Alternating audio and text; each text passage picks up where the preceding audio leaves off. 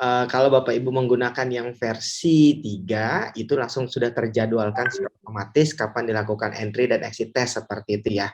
Di hari pertama dan juga nanti akan di follow up di hari kelima. Ketika hasilnya negatif dua-duanya, maka hari ke-6 dia akan selesai masa pemantauan.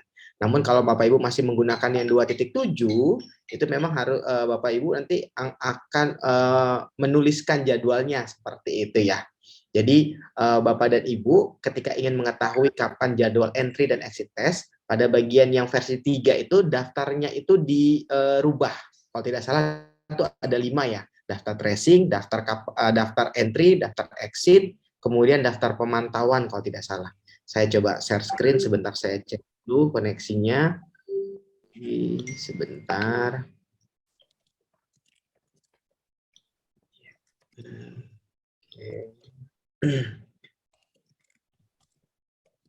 Oh, ini nggak ada kasus konfirmasi dia. Sebentar saya cari yang ada data kasus konfirmasinya.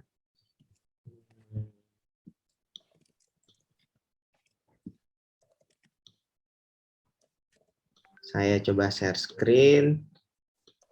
Iya, saya masuk di Lombok Barat. Ini Puskesmas Meninting, punyanya Pak Haji Saiful tadi ya. Nah, ini yang tadi saya informasikan gitu ya. Ketika Bapak dan Ibu memilih datanya ini ya. Ini ada berapa pilihan? Ada 4. Mohon maaf tadi saya bilang 5. Ada daftar tracing hari ini, daftar entry test, daftar exit test, daftar pemantauan seperti itu, atau pemantauan KE-nya, tracing-nya seperti itu. Kalau kita bilang tracing, maka data yang muncul di bawah sini adalah seluruh kasus konfirmasi seperti itu.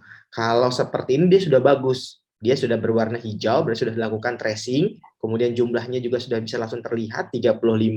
Ketika mau ditambahkan tinggal plus kontak erat seperti itu. Maka nanti untuk kasus Surandi ini disclaimer juga ya seperti itu, mohon tidak di ini bisa langsung ditambahkan kontak eratnya ketika menggunakan yang versi 3.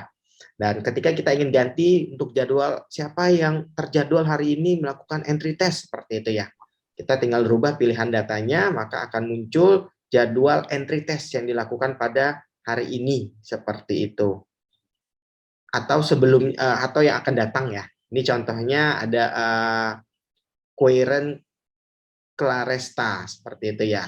Kalau misalkan swab-nya sudah dilakukan, tinggal dipilih sudah dilakukan swab, dipilih pemilihan jenisnya, kemudian tanggal tesnya dan hasilnya seperti itu. Namun ketika belum dilakukan atau ada perubahan tanggal dari pemeriksaan entry test ataupun pemeriksaan lab yang dilakukan, tinggal klik belum swab, kemudian pilih alasannya, sedang pemantauan, menolak, antigen, rujuk ke rumah sakit, meninggal seperti itu, atau bilang sedang pemantauan, kemudian bisa dijadwalkan ulang kapan entry dan exit testnya untuk dilakukan lagi. Seperti itu Bapak dan Ibu.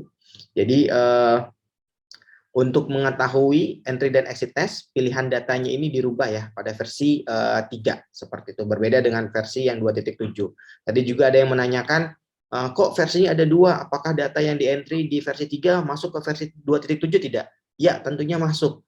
Satu aplikasi yang ingin kita pastikan bahwa aplikasi 2.7 dan juga aplikasi 3 itu masih sama-sama aplikasi untuk pengentrian dan pemantauan dan menyelesaikan pemantauan dari kontak erat. Jadi ketika menggunakan 2.7 maka otomatis juga akan muncul di versi 3 dan juga akan masuk datanya di dalam dashboard seperti itu. Yang membedakan hanyalah tampilan. Jadi yang 3 ini sudah ada beberapa modifikasi yang sudah kita sesuaikan dengan kebutuhan dan melihat penggunaan yang lebih efektif dan lebih efisien seperti itu dibandingkan yang 2.7. Namun ketika sudah ada 3 ini, kita tidak langsung serta-merta menghapus yang 2.7 karena kemungkinan ada masa transisi dari Bapak dan Ibu yang masih menggunakan 2.7. Nanti kiranya sudah semua mapan dan semua sudah bisa menggunakan dengan aktif yang versi 3, mungkin versi yang 2.7 akan kita selesaikan penggunaannya seperti itu.